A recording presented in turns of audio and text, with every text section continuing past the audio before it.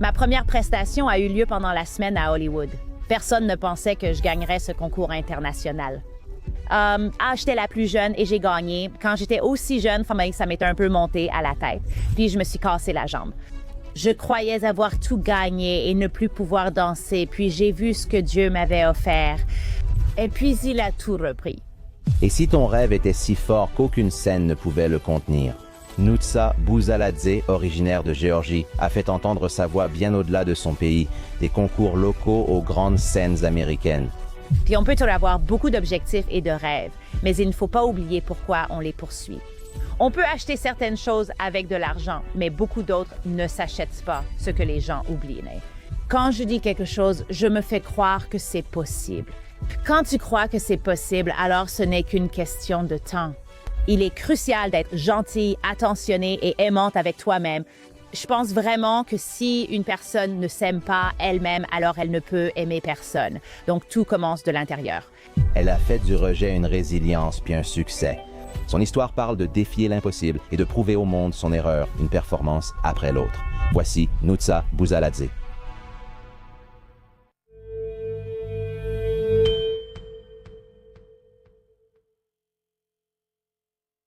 Nutsa, qu'as-tu ressenti en recevant une ovation debout de la part de Luke Bryan, Katy Perry et Lionel Richie?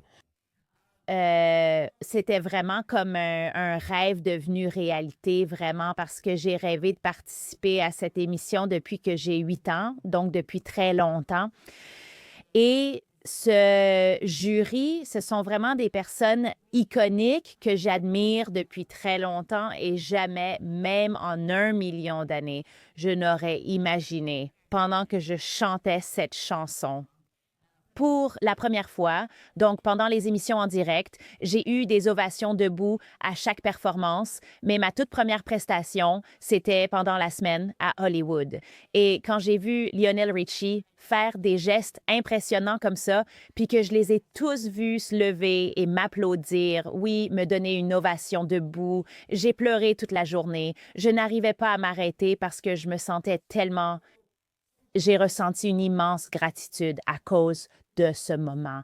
Parce qu'une chose, c'est quand quelqu'un fait quelque chose pour toi ou quand quelqu'un t'invite, mais c'en est une autre quand tu touches chaque personne et que tu fais tout par toi-même. Ça a une saveur différente. Chaque succès, chaque petit pas même, a une saveur différente.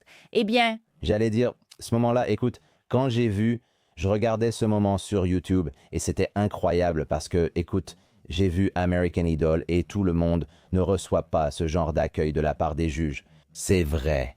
Mais ce moment-là, plus j'en apprenais sur ta vie et sur combien de temps tu poursuis ce rêve, c'était l'aboutissement de des années et des années et des années de travail vers cet objectif. Oui, et je suppose que tu as commencé très jeune. Oui, quand tu avais quoi, 8 ou 5 ans.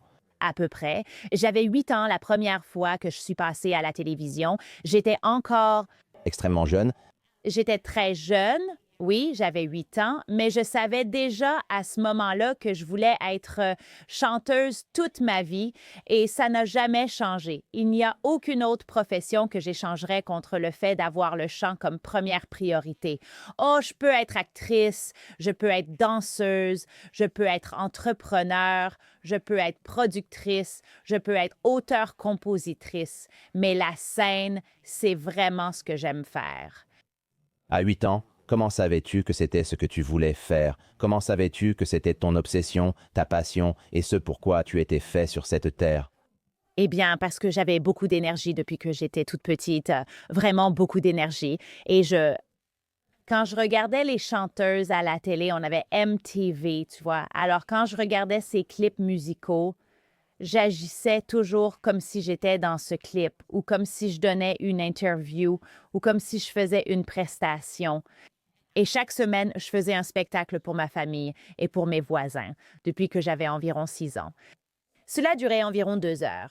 Je ne me fatiguais pas et ma mère était toujours très inquiète pour ma santé parce qu'elle disait « Non, elle va bien, mais elle respire comme ça, elle se fatigue. » Mais moi, je disais « Maman, non, arrête, j'adore ça, je veux continuer à chanter. » Donc, ils ne pouvaient pas m'empêcher de chanter depuis que j'étais petite fille. Je disais, je dois finir mon concert. Est-ce que tes parents ont déjà, parce que je sais que ta mère t'a soutenu très tôt, évidemment, mais est-ce que se sont déjà inquiétés du fait que tu n'avais pas de plan B, qu'il n'y avait rien d'autre qui t'intéressait vraiment? Est-ce que ça a déjà été une inquiétude ou pas?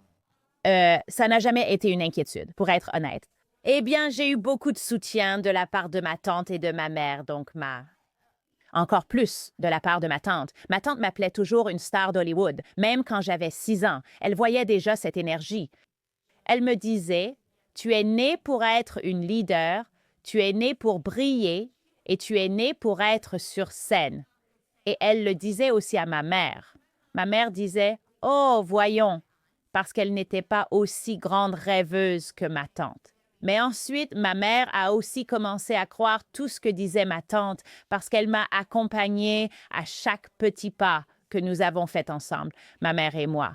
Elle a toujours été là, elle a vu chaque difficulté, chaque victoire que j'ai eue et tout ce que je lui disais que je ferais, je l'ai fait. Donc, ma mère était ma plus grande et ma mère et ma tante sont mes plus grandes supportrices de tous les temps. C'est tellement important. C'est très important. C'est comme, je pense qu'une leçon à retenir pour les parents, c'est les idées que vous transmettez à vos enfants.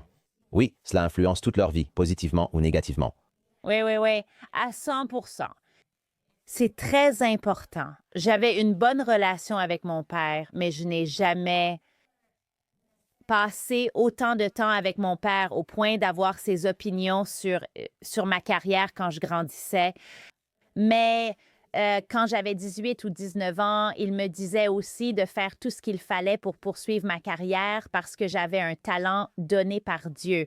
Donc, mon père me soutenait aussi. Bon, il n'est pas fan de me voir m'habiller, tu sais, avec des tenues sexy sur scène. Il n'aime pas trop regarder ça, mais il est fier de ce que j'ai fait pour mon pays et du succès que j'apporte à mon pays. Donc, c'est aussi agréable d'avoir le soutien de ses deux parents et de sa famille parce que ça a un grand impact sur ta santé mentale. Donc, évidemment, ta tante et ta mère t'ont beaucoup soutenu. Mais quel a été le moment dans ta vie? Parce que tu as eu tellement de réussite en chemin, comme tu l'as mentionné avant. À chaque fois que tu te fixes un objectif, tu l'accomplis. Et je ne veux pas minimiser le fait qu'il y a eu une quantité incroyable de travail derrière chacune de ces réussites. Rien n'a été facile. Mais quel a été le moment où, dans ta tête, quel a été l'événement, la compétition que tu as gagnée, l'émission télé que tu as décrochée, où tu t'es dit, chanter, c'est ma vie, j'ai une confiance incroyable en moi maintenant pour faire ça? Oui, c'était quand j'avais 17 ans. C'était cette nuit-là où personne ne s'attendait à ce que je gagne ce concours. Personne n'aurait jamais pensé que je pourrais gagner. J'avais 17 ans, j'étais la plus jeune de la compétition. C'était international, il y avait beaucoup de chanteurs, genre 33 chanteurs, et j'étais la plus jeune, 17 ans, parce qu'on était autorisé à participer seulement après 17 ans. J'étais la plus jeune et j'ai gagné ce concours et c'était tellement inattendu. C'était ma première grande victoire parce que j'ai gagné 50 000 euros C'est pas mal pour quelque chose. quand j'avais 17 ans. Oui, donc c'était la première fois que je gérais autant d'argent parce que j'ai commencé à gagner de l'argent à 16 ans. J'ai aussi gagné une émission télé quand j'avais 16 ans, donc j'ai gagné un peu d'argent, mais pas autant.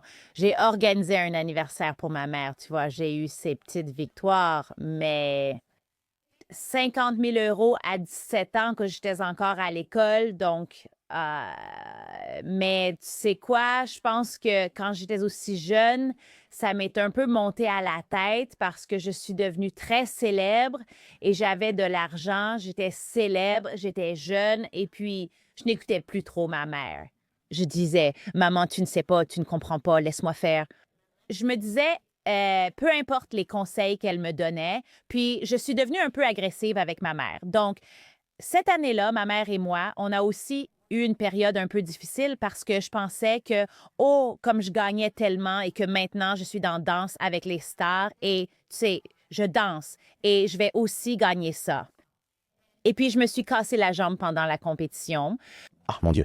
Donc, je pense que c'était Dieu qui me disait qu'il fallait que j'arrête C'était trop dans ma tête. Je me disais, oh mon Dieu, je suis si douée. Tu sais, et quand tu dis que tu es tellement douée, c'est fini pour toi. Tu sais, il ne faut jamais être satisfaite de soi-même, de son talent ou de ce que Dieu t'a donné, parce qu'il peut tout reprendre et il l'a fait avec moi. Après ça, je me suis cassé la jambe, donc à Danse avec les stars, je pensais que j'allais gagner et puis je ne pouvais plus danser parce que je suis restée alitée pendant 1 mois avec ma jambe cassée. Ça a été tellement dur et j'ai réalisé, oh mon Dieu, j'étais cette gamine qui allait à l'église tous les dimanches et regarde ce que Dieu m'a donné, puis il m'a tout repris. Tu sais, à cette période où je me suis cassé la jambe et j'ai dû tout recommencer. Ça t'humilie, ça t'humilie. Incroyable. C'est une histoire incroyable. C'est presque un peu effrayant parce que au moment où tu réussis, tu prends la grosse tête, tu commences à te prendre au sérieux. Oui, et puis tout d'un coup, tu ne manques pas de respect à ta mère, mais tu n'as plus la même relation avec elle qu'avant. Oui, et c'est tellement difficile. Et puis tu te casses la jambe et c'est comme si Dieu te disait, écoute, ok, voilà ce que je t'ai donné, ralentis. Respecte ceux qui t'ont soutenu lors de ton ascension. Oui. De quelle compétition s'agissait-il? Parce que, évidemment, c'était encore en Géorgie, non? Oui, c'était encore en Géorgie. Et c'est intéressant de voir qu'à ce moment-là, évidemment, tu devais sûrement te remettre en question en te demandant, d'accord, qu'est-ce que je vais faire? Je me suis cassé la jambe, je suis out pour un moment. Tu n'es évidemment pas complètement hors jeu, mais ce que je trouve intéressant, c'est qu'immédiatement après ça, ou peu de temps après, c'est là que tu as fait le plus grand saut de ta carrière et tu cartonnais en Géorgie.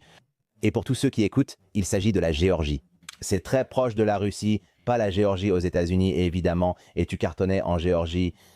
Mais ensuite, tu te dis, je suis un gros poisson dans un petit étang. C'est probablement la meilleure analogie. Je vais recommencer et trouver comment dominer aux États-Unis. Oui. Qu'est-ce qui te pousse à faire ce choix après un revers aussi important?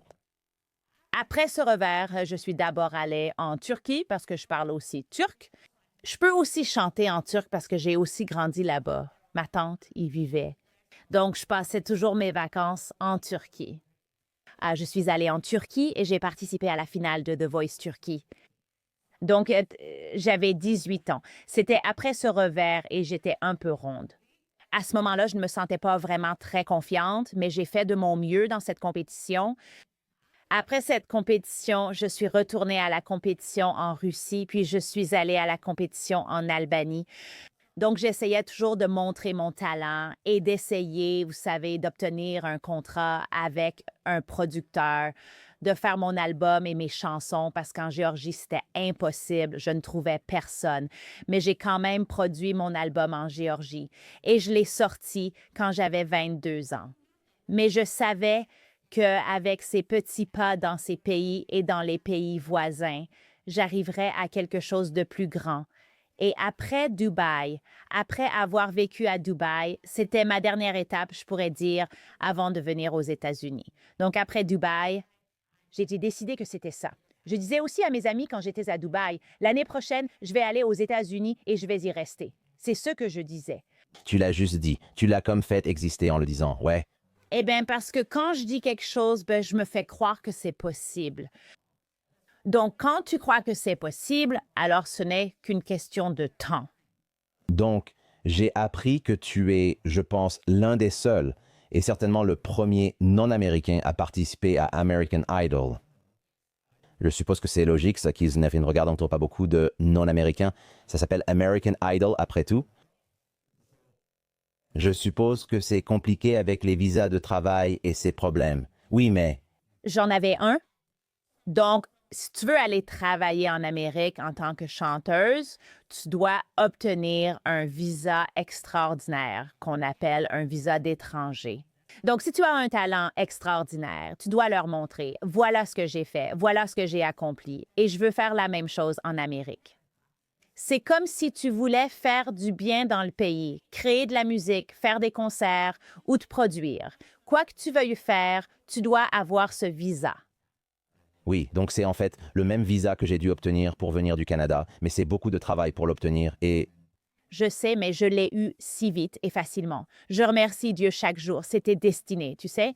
rapidement et facilement, mais aussi tu travailles pour ça depuis que tu as 8 ans. C'est vrai aussi, mais je pense que tout ce que je fais, si je le fais de la bonne manière et si je le fais avec humilité et avec de bonnes intentions, alors Dieu m'aide vraiment. Tu sais, j'ai souvent ce sentiment parce qu'il y a certaines choses qui sont arrivées dans ma vie. Même cette histoire de visa, c'était comme si j'avais eu la réponse. Donc, j'avais très peu de temps. Et American Idol ne me permettait pas de participer si je n'avais pas ce visa. Alors, j'avais déjà réservé les billets. Tout était déjà réservé. Et ils m'ont dit, si tu n'as pas la réponse maintenant, tu ne peux pas venir chanter au live. Tu ne peux pas, on n'a pas le droit. Non, ils auraient des problèmes. Donc, j'avais littéralement juste cette nuit-là aussi parce que le lendemain, j'avais le vol. Cette même nuit, alors que le matin arrivait déjà quand on passait au jour suivant, j'ai reçu la confirmation par email pendant que je parlais à mon ami et que je me plaignais en disant « Oh mon Dieu, si je rate cette opportunité, je vais mourir. » Et là, je reçois la confirmation par email. C'était la réponse de visa la plus rapide que j'ai jamais reçue de ma vie, je crois, et eux-mêmes étaient choqués. Et là, je me suis dit « Oh mon Dieu, c'est le destin, c'est fait pour moi, je dois le faire. » Il doit y avoir... Ben, c'est fou, c'est fou. Il y a eu beaucoup de choses très intéressantes, Comme des coïncidences heureuses. des moments divins dans... Ta vie, non, j'en ai eu beaucoup. Ah oui, non, j'en ai eu beaucoup. Et quand je me déconnecte et quand je commence à agir en mode oh oui, je le mérite. Oh oui, je suis génial. Oh, je suis tellement doué. Oh, je suis tellement incroyable. Après avoir ces pensées dans ma tête, parce que nous sommes tous humains, il se peut qu'on ait ça, ces pensées dans nos têtes tout le temps ou en jugeant d'autres personnes ou, tu sais, en ayant ce genre de pensées, pas forcément négatives comme je les appelle, tu vois, C'est ton ego, c'est toi qui penses que tu es meilleur que... les pensées d'ego, je me déconnecte immédiatement de cette puissance, des miracles et de cette puissance de Dieu et de cette puissance de l'amour. Donc, j'apprends beaucoup en chemin et dans le parcours de ma vie que plus je reste humble et ancré, mieux c'est pour mon âme, mieux c'est pour mon bien-être et mieux c'est pour garder l'amour dans mon cœur. Alors, les gens croient en plein de choses différentes, mais je pense que si tu ne crois pas en une forme de spiritualité et que tu penses que tu es la seule chose qui compte, si tu crois que tu es en quelque sorte au sommet de la pyramide, je pense que c'est très toxique. Je pense que avoir ce genre d'ego, Et ensuite, quelque chose t'humilie, ça arrive toujours. toujours, et puis tu dois te réveiller et voir ce qui compte vraiment. Et tu dois vraiment voir que nous sommes tous égaux. Nous le sommes. Nous devons nous traiter les uns les autres avec respect et avec amour et nous ne devons pas penser que nous sommes meilleurs que quelqu'un d'autre juste parce que nous avons eu cette opportunité. Et tu sais, nous devons essayer de les aider à obtenir ça, tu sais, parce qu'à un moment donné, quelqu'un nous a aidés, tu sais. Donc, il y a beaucoup de choses vraiment que j'apprends chaque jour. Donc, C'est pourquoi je déteste l'idée d'être autodidacte. Je n'aime pas l'idée d'être autodidacte parce que peu importe ce que tu as accompli, peu importe à quel point tu as travaillé dur, oui, que ce soit tes parents, tes amis, des clients, des investisseurs, il y a toujours quelqu'un qui aide, de l'aide. quelqu'un t'a aidé d'une manière ou d'une autre. Oui, il est impossible de faire quoi que ce soit sans les autres. Exactement. Mais je pense aussi qu'on ne peut pas vraiment prêcher ça parce qu'après, les gens vont devenir paresseux. Donc, je dis toujours que j'ai eu l'initiative d'y aller en premier. Tu vois, il faut avoir cette motivation pour se lancer, essayer et demander de l'aide. J'ai demandé tellement d'aide dans ma vie, tellement, c'est fou. Certaines personnes seraient timides de demander. Mais tu sais, moi, je ne suis pas timide parce que je me dis, pourquoi devrais-je être timide à cause de quelque chose que je trouve brillant et que je sens que ça doit arriver? Tu vois, tellement d'aide que j'ai reçue. J'ai demandé. J'adore ça. Donc, la raison pour laquelle j'ai mentionné que tu t'es appelé toi-même un bourreau de travail, c'est parce que je ne veux pas que quelqu'un pense que tout t'a été donné. Pas du tout. Parce que j'ai vu maintenant que je me suis un peu plongé dans ton histoire et que j'ai appris ton parcours. Tu travailles tellement dur et je pense que c'est l'autre moitié de l'équation, tu vois. Il y a des opportunités, il y a des miracles, il y a des choses qui semblent juste fonctionner, mais de l'autre côté de ça.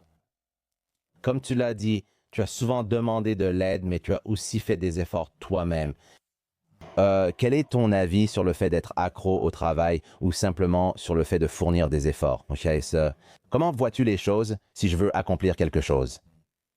Quelles sont les étapes que je vais suivre pour y arriver? Comment vois-tu les choses si je veux gagner? Tu sais, tu n'as pas gagné American Idol, mais tu es allé en finale, même à l'Eurovision. Tu as un projet, tu as quelque chose en vue, et il y a plein d'endroits où tu as joué, c'est juste carrément phénoménal. Les matchs des Lakers Times Square, l'Eurovision qu'on a mentionné. Alors, quand tu vises quelque chose, comment tu décomposes le chemin pour passer de là où tu es maintenant jusqu'au point où tu peux vraiment réussir dans ce domaine? Ah, j'écris, j'ai des journaux dans ma chambre et si tu voyais mes journaux en Géorgie depuis que je suis toute petite et les choses que j'ai écrites et combien d'entre elles sont devenues réalité, tu serais choqué. Je pleurais en les relisant parce que je me disais, oh mon Dieu, regarde cette petite fille. J'écrivais ça sans même croire que, oh mon Dieu, je vais l'écrire, tu vois, parce que je le veux, je vais l'écrire. Peut-être que ça n'arrivera pas tout de suite, mais tu sais, je vais l'écrire. Écrire et tenir un journal m'aide vraiment beaucoup parce que ça aide mon esprit à se calmer et à écrire un plan pour y arriver. Évidemment, je n'ai pas le plan parfait, je ne sais pas exactement comment atteindre cet objectif, mais je sais que si je donne toute mon énergie, c'est-à-dire faire du sport, bien manger, danser, rester occupé et travailler sur moi-même, parce que j'ai l'impression que si je ne travaille pas sur moi-même, alors je perds le feu qui est en moi. Il est donc essentiel pour moi de travailler sur moi-même, ma voix et mes mouvements de danse. J'ai aussi commencé à prendre des cours de théâtre. Donc, il faut que j'apprenne toujours quelque chose. Donc, Tu es constamment au top. je dois toujours faire ça sans que les gens le voient. Je n'aime pas me vanter ou me mettre en avant à ce sujet parce que c'est quelque chose que tu dois faire en coulisses. Et si je ne fais pas ça, j'ai vraiment l'impression que je suis en train de devenir très, comment dire, pas vraiment, comme si je ne brillais pas. Comme si je ne brillais plus de l'intérieur. Je ne suis plus à mon meilleur niveau. Et j'ai l'impression, oh, que je n'aime pas ça, ce sentiment. Il faut que je commence à bouger. Je dois faire quelque chose. Mais c'est bien, parce que le travail que tu fais et la pratique que tu fais sont en accord avec ce que tu aimes. Oui. Donc ce n'est pas du travail. Ce n'est plus le cas. Je déteste faire ce que je n'aime pas. Parfois, il faut faire des choses qu'on n'aime pas pour obtenir ce qu'on n'a jamais eu. C'est vrai. Donc, quand j'ai compris ça, que Nutsa, tu ne peux pas faire tout ce que tu aimes chaque jour et vivre dans cette bulle rose. Donc, par exemple, j'ai commencé à me pousser davantage dans le fitness parce que, évidemment, je voyais que la routine de fitness que j'avais ne fonctionnait pas. Ensuite, j'ai commencé à me pousser aussi au niveau de mes habitudes alimentaires parce que j'avais de mauvaises habitudes alimentaires.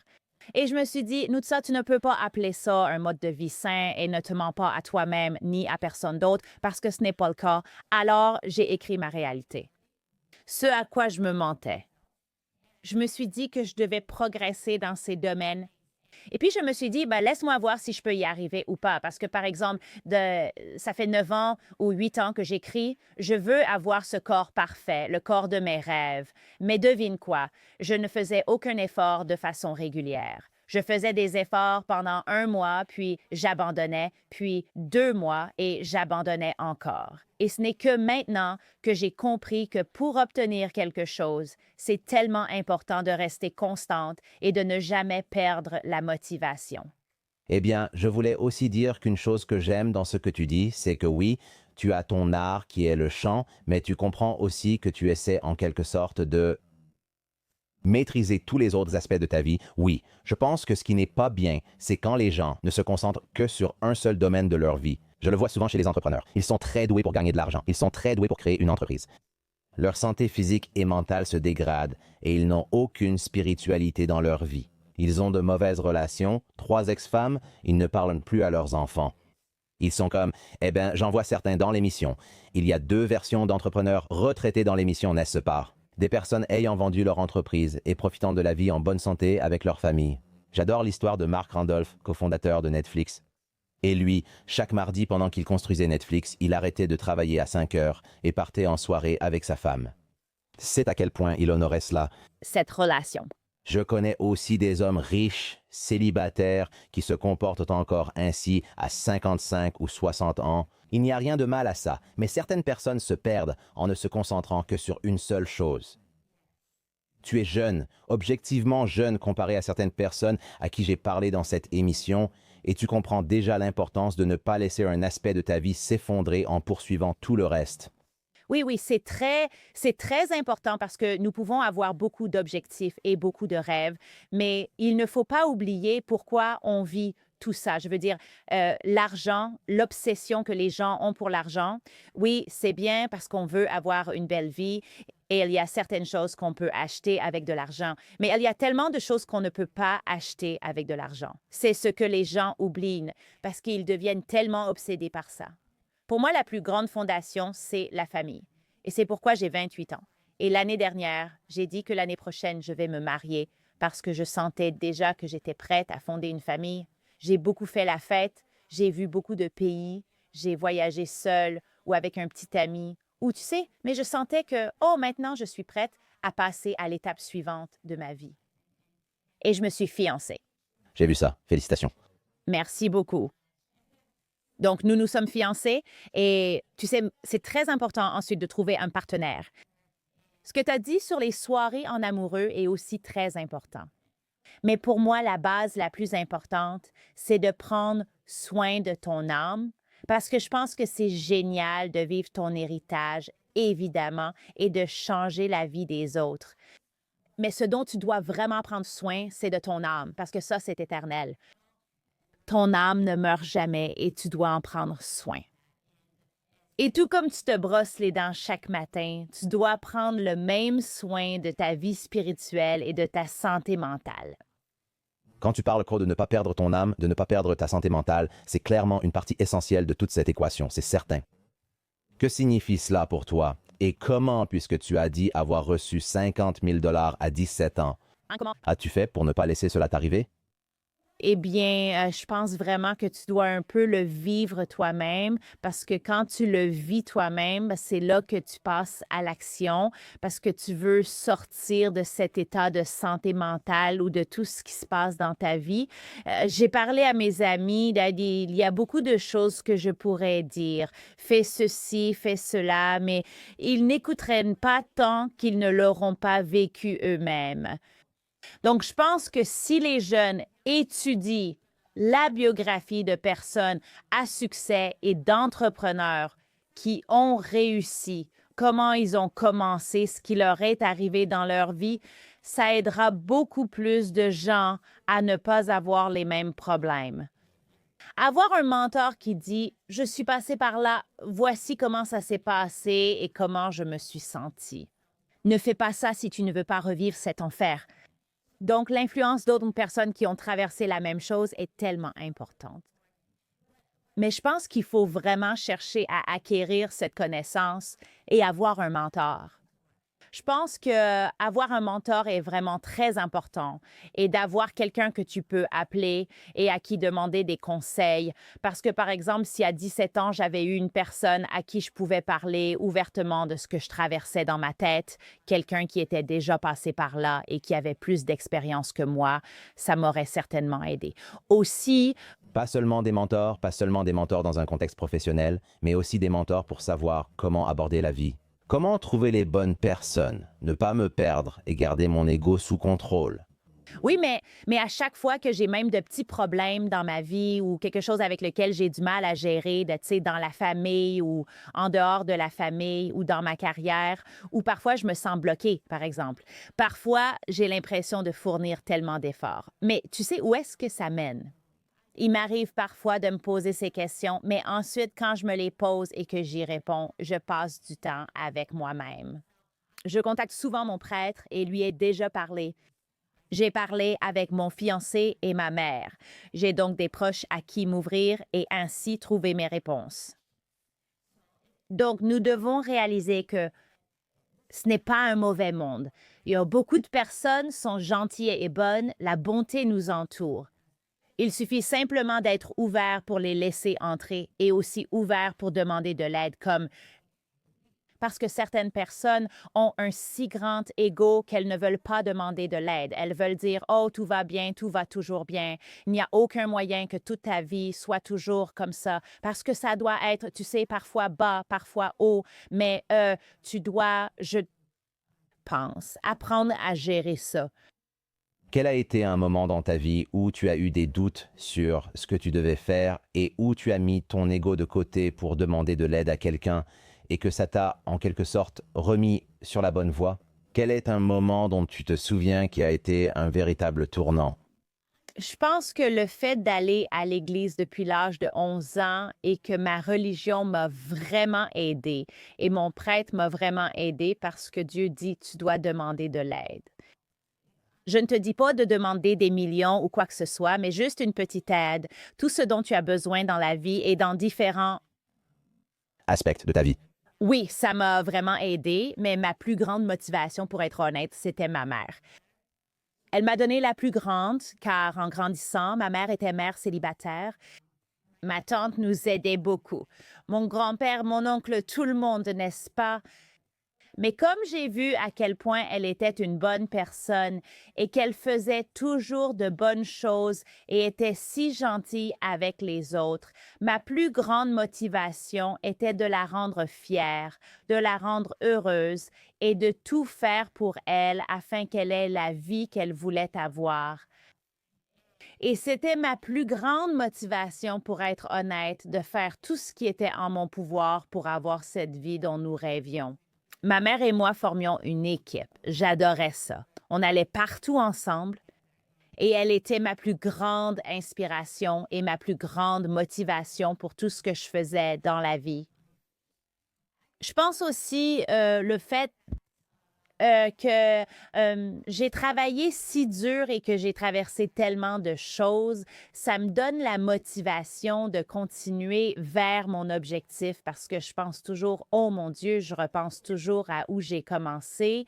Et puis quand je ressens et vois où je suis maintenant, ça me donne la plus grande motivation pour ne jamais abandonner parce que je me disais, oh mon Dieu, Nuta, tu as traversé tellement de choses et tu as surmonté tout ça. Donc maintenant, tu es encore plus forte. Maintenant, tu es encore plus intelligente. Donc, tu peux le faire. J'ai eu 2 fois des revers, les plus gros revers, après avoir vécu l'expérience quand j'étais au sommet. Et le lendemain, j'étais au plus bas. C'était comme quand tu t'es cassé la jambe? La première fois, j'ai eu la jambe cassée et la deuxième, c'était après American Idol. Je suis allée à la bibliothèque du Congrès à Washington, puis je suis revenue en Géorgie où j'ai eu le plus grand spectacle là-bas et tout.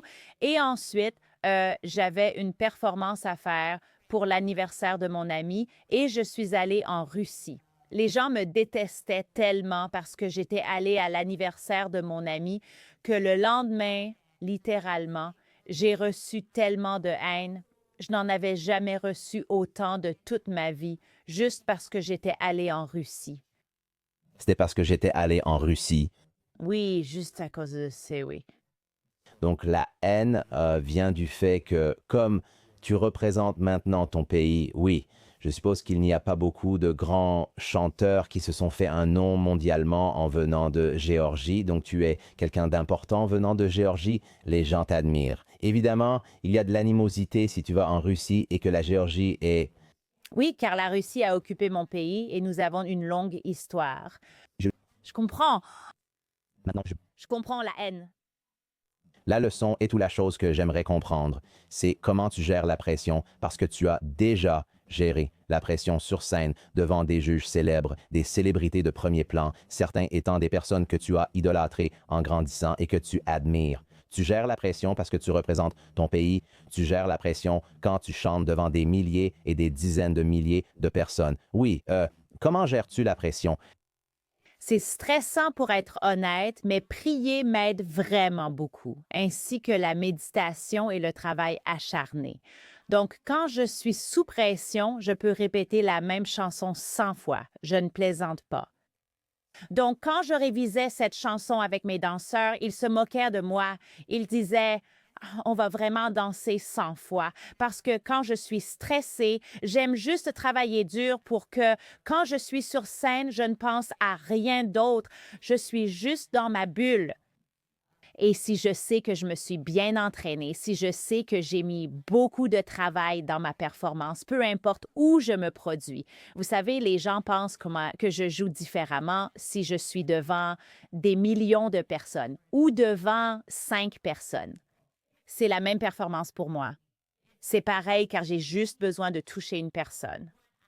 Mon objectif est de toucher ne serait-ce qu'une seule personne. Peu importe si je chante devant des millions si personne n'est touché. Je n'ai pas fait mon travail. Donc, j'aime beaucoup travailler quand je suis stressée et aussi prier. Donc, tout est dans la préparation. Oui, préparation, prière. Et la chose sur laquelle j'ai commencé à travailler, c'est aussi que quand je suis stressée, avant, j'avais tendance à le transmettre aux autres. Par exemple, je criais ou j'étais anxieuse ou en colère, comme ne me parle pas ou quelque chose comme ça. Maintenant, j'ai changé ça. J'ai commencé à me dire que quoi qu'il arrive, il faut être gentil, même quand tu es stressé. Il faut être gentil avec les personnes qui t'ont toujours aidé et qui veulent le meilleur pour toi. Donc, pour ça, je me sentais coupable et j'ai réalisé que j'étais coupable de ça. Alors maintenant, j'ai changé. Comment tu fais en dehors de la pratique et de la préparation quand tu es dans ce moment-là? Qu'est-ce qui se passe dans ta tête pour ne pas trop réfléchir, ne pas te tromper, ne pas bafouiller? Quelle est ta pensée? Je n'ai pas cette pensée, donc je n'ai pas de pensée négative. Quand je suis sur scène, je ne me dis jamais « Oh, je vais tomber » ou « Oh, je ne vais pas réussir à atteindre cette note ». Jamais. Je n'ai jamais eu cette pensée. Parce que, tout d'abord, j'ai tellement travaillé pour ça. Je sais que ça n'arrivera pas. C'est certain. Et c'est pour ça que je travaille si dur pour ne pas avoir ces pensées-là. Moins bien préparé, c'est là que ces pensées peuvent surgir. Oh, parce que je ne me suis pas beaucoup entraînée. Donc, m'entraîner beaucoup me permet ensuite de profiter de ma performance. Donc, à chaque représentation que je fais, j'en profite. Et quand je suis sur scène, j'adore ça. Quand je ne suis pas sur scène et qu'il y a des périodes de ma vie où je ne suis pas sur scène, je deviens vraiment triste parce que c'est ce que je vis. J'aime être sur scène. Donc, quand je suis sur scène, je suis la plus heureuse. Je suis excitée. Je me dis que c'est pour ça que je suis née et toutes ces pensées aussi me traversent l'esprit. Donc, en fait, je suis très heureuse quand je suis sur scène. J'adore jouer devant les gens. Est-ce qu'il y a déjà eu un moment où ça n'a pas marché, où tu n'es pas monté sur scène? Oui, ça m'est arrivé. J'ai eu ce moment devant 10 000 personnes. Devant 10 000 personnes, c'est un grand public. Un grand public, comme dans cette immense arène. Les Géorgiens ont fait pour la première fois une comédie musicale dans cette grande arène et je chantais le rôle principal. J'étais la vedette. J'avais 20 ans. Et il y a cette chanson très importante dans la comédie musicale. Et il y a une lumière qui s'allume. Tu dois déjà être là pour commencer à chanter. Donc, la lumière s'allume, la lumière arrive. Et je ne suis pas là. J'étais dans ma loge en coulisses parce que j'avais oublié que c'était mon tour de chanter. J'étais tellement gênée. Et puis les gens viennent me chercher. « Minuto, où es-tu? » Alors je cours sur scène. C'était vraiment un mauvais moment, mais aussi drôle, évidemment. Drôle, mais évidemment stressant. Et ça n'arrive plus maintenant. Non. Quand tu prépares un événement, combien d'heures, de jours, de semaines, de mois tu y consacres? Ça dépend du spectacle. Par exemple, pour l'Eurovision, je me suis préparée pendant 3 mois parce que je devais trouver l'idée, la mise en scène, tout ça. J'avais vraiment besoin de 3 mois parce que c'est une grosse production. Pour American Idol, 1 semaine, parce qu'on a 1 semaine pour préparer chaque prestation. Donc, c'est fou. Oui, c'est fou. Mais pour mes propres spectacles, si je prévois un concert solo en Géorgie, j'ai vraiment besoin de 2 ou 3 mois pour m'y préparer, pour commencer à l'organiser. S'il s'agit d'un petit concert, j'ai besoin de 10 jours pour me préparer. Donc, je pourrais dire que pour les petits concerts, 10 jours suffisent. Ce n'est pas mal. Donc, mais ça, c'est après des années à vraiment travailler dur. Donc, maintenant, tu peux te permettre de ne consacrer que 10 jours à quelque chose et réussir quand même. Oui, et une fois que le groupe est formé et qu'il connaît tes chansons et tout, alors si tu as des concerts ou des spectacles, tu n'as pas vraiment besoin de beaucoup plus. Il suffit juste de répéter et c'est tout. La dernière chose que je pense que tu as vraiment bien faite, c'est de surmonter beaucoup de rejets parce que tu as demandé de l'aide plusieurs fois. Je veux dire, Ouais, beaucoup de gens m'ont dit non. Plusieurs langues, oui. Quand tu penses à surmonter le rejet, comment fais-tu quand on te dit non, ou qu'on te dit que ça ne va pas marcher, ou qu'on ne veut pas que tu joues, ou peu importe la forme que prend ce rejet? Comment fais-tu pour rester dans le jeu et t'enthousiasmer pour la prochaine opportunité? Eh bien, ça me motive absolument. Il me donne de la motivation. Et je me dis, vous allez voir dans quelques années ou dans quelques mois que vous avez complètement tort. C'est ce qui me traverse l'esprit tout le temps parce que je l'ai vu. Il y a tellement de gens qui ne pensaient pas cela. J'accomplirais tellement de choses. Pour être honnête, je ne m'en souviens pas, mais il me voit partout. Et tu sais, je crois vraiment qu'il faut avoir cette attitude de se dire, tu sais quoi, tu as tort. Non, tu as raison, je dirais merci et ça ne blesse pas mon ego. Si quelqu'un ne m'aime pas ou n'aime pas l'idée ou n'aime pas ce que je demande, ça ne me blesse pas du tout. C'est leur point de vue, chacun est différent. Tu ne peux pas avoir le même état d'esprit que moi ou tu ne peux pas croire aux mêmes choses que moi et ça me va totalement. Donc si je vais te demander quelque chose et tu vas dire non, ça me va. Je comprends que tu as un point de vue différent. J'ai un point de vue différent, mais il y a beaucoup de gens qui vont aimer mon idée et croire en moi. Et il y a beaucoup d'autres personnes. On se connecte avec elles. Il y a plein de gens dans le monde. Il n'y a rien pour se fâcher ou être triste. Je passe simplement à autre chose. Quelle a été la leçon la plus difficile, mais utile que tu as apprise, mais que tu ne souhaiterais à personne d'autre parce qu'elle était trop dure? Je dirais qu'avoir de l'ego et après avoir connu un certain succès dont tu rêvais, penser que tu es au sommet du monde et que tu es la meilleure, ce n'est pas bon. Parce que si quelque chose te monte à la tête et que tu commences à avoir ces pensées, ça va te rendre déprimé et la vie va vite te ramener à la réalité. Et je n'aime pas ça parce qu'il se passe toujours quelque chose dans ta vie. Si soudainement et personne n'est à l'abri de ça parce que Dieu voit tout, tes intentions, tes pensées, tout. Et c'est un peu comme une bataille spirituelle dans ce monde en ce moment. Je ressens vraiment qu'il y a le bien et le mal. Et nous, en tant qu'humains, je pense qu'on doit toujours s'efforcer d'être bienveillants, d'aimer et de faire le bien. C'est difficile à notre époque, c'est vraiment difficile, surtout avec les réseaux sociaux. Ça a rendu les gens jaloux et envieux les uns des autres. Je l'ai ressenti aussi. Et puis, les gens sont très dans le jugement. Et je sens que quand je juge les autres, moi-même, quand je juge les autres, j'ai l'impression qu'une part de joie m'est enlevée. Tu vois? Je suis d'accord, c'est comme si une partie de la joie disparaissait et tu nourris un peu ton âme et toi-même avec de la négativité avant que... Tu sais pourquoi? Et c'est là que je m'en suis rendu compte et je ne veux plus jamais que quelqu'un fasse ça. Parce que c'est tellement facile. On voit toutes ces photos et toutes ces personnes autour de nous et on les juge toujours. Ouais. Pourquoi ne pas arrêter de juger? Tu as eu de nombreux mentors et personnes qui t'ont aidé durant ton parcours. Quel conseil d'un mentor a vraiment changé ta vie? Je dirais sans hésiter. Eh bien, mon premier mentor m'a dit que lorsque tu atteins le succès, il faut aussi aider les autres en chemin. Donc, je dirais que oui. Et parce qu'elle me l'a dit, je m'en souviens et je ne voyais pas ça comme ça parce que, oh mon Dieu, maintenant je galère tellement pour accomplir quelque chose. Comment vais-je pouvoir aider les autres sur mon chemin alors que j'ai tellement de choses à faire?